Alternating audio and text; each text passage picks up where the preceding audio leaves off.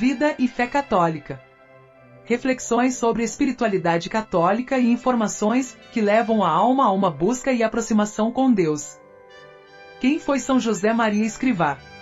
O santo que revolucionou a prática da espiritualidade católica, trazendo-a dos conventos para a vida diária de todas as pessoas. Antes de São José Maria Escrivá, as pessoas que desejavam seguir uma vida longe dos pecados e viver uma profunda espiritualidade, viam como única solução sua entrada num convento ou mosteiro. A vida diária no mundo apresenta grande entrave para quem deseja viver uma vida totalmente voltada para Deus. As pessoas do mundo que mais se aproximavam dos conventuais eram aquelas das chamadas ordens terceiras ou terciários. Algumas ordens religiosas possuem em sua organização 3 ordens, a primeira, destinada aos homens, a segunda às mulheres e a terceira aos leigos.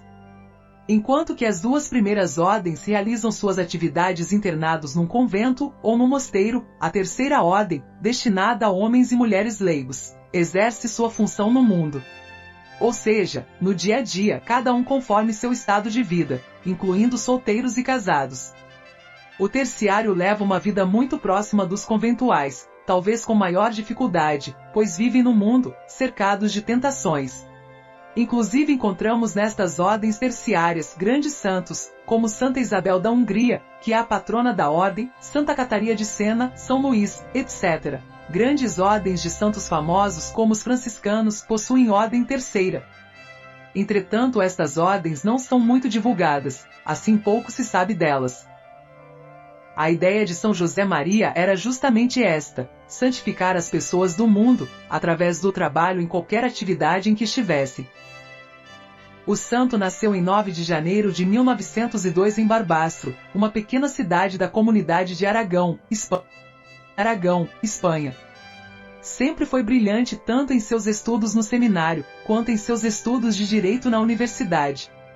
Foi já depois de ordenado sacerdote, em um retiro em 2 de outubro de 1928, que José Maria Escrivá vislumbrou a ideia do que seria o Opus Dei, a obra de Deus.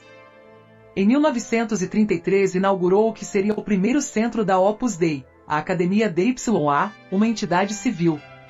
Em 1941, o Opus Dei foi aprovado como Pia União pelo Bispo de Madrid.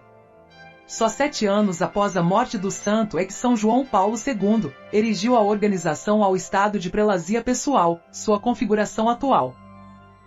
Presente em mais de 80 países, com cerca de 90 mil membros, com mais de 2.000 sacerdotes, a Opus Dei veio a ser talvez a mais rigorosa entidade católica de nossos tempos, isto na visão das pessoas leigas e mesmo dos meios de comunicação. Mas na verdade a organização nada mais faz que seguir os ensinamentos de Cristo, os quais, cada dia mais escandalizam as pessoas mundanas.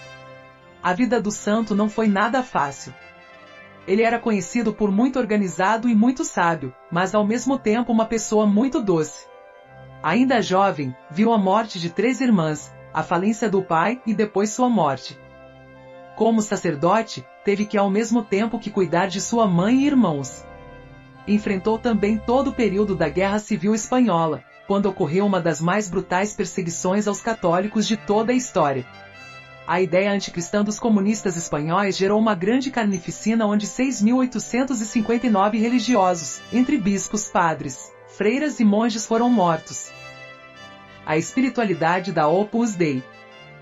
A ideia de santificação dos fiéis que teve grande relevo na Idade Média, onde tudo girava em torno de Deus, perdeu terreno com o modernismo e veio sofrer ainda mais depois do Concílio Vaticano II, que passou a ver a espiritualidade pessoal menos importante, que a ideia de uma participação do cristão mais voltada para o coletivismo, para a ajuda na sociedade. A Opus Dei veio, num certo sentido, voltar às origens dos primeiros cristãos, centrando todo o seu pensamento e atividade mais em Deus que no mundo. Vós sois o sal da terra, ora se o sal perde seu sabor, com que se salgará? Não servirá para mais nada, senão para ser jogado fora e pisado pelas pessoas. Mateus 5:13.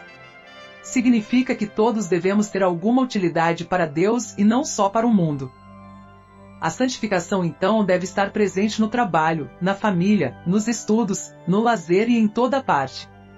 O Opus Dei é santificar o trabalho, santificar-se no trabalho, santificar com o trabalho. O fiel não deve buscar santificar-se em outros lugares, mas sim onde se encontra. Santificando-se no mundo, leva esse mesmo mundo para Deus. O santo nos apresenta como modelo Nossa Senhora, que não teve grandes atuações públicas, não ficou famosa em vida, foi uma dona de casa numa pequena cidade nos confins do Império Romano. E mesmo assim foi a criatura mais santa e que mais glória deu a Deus em seu tempo. Assim é o chamativo do santo para nossos dias, onde estivermos, tendo a oração e o seguimento de Deus presente em todos nossos pensamentos e em nossas ações. Esse segmento parece radical para aqueles que não têm ideia do que é a verdadeira espiritualidade católica no segmento da busca de Deus durante toda a vida. Por isso mesmo, recebeu críticas em várias ocasiões, principalmente de meios que vivem longe de Deus e que veem no Opus Dei radicalismo, quando na verdade deveria ser o normal para todos os cristãos.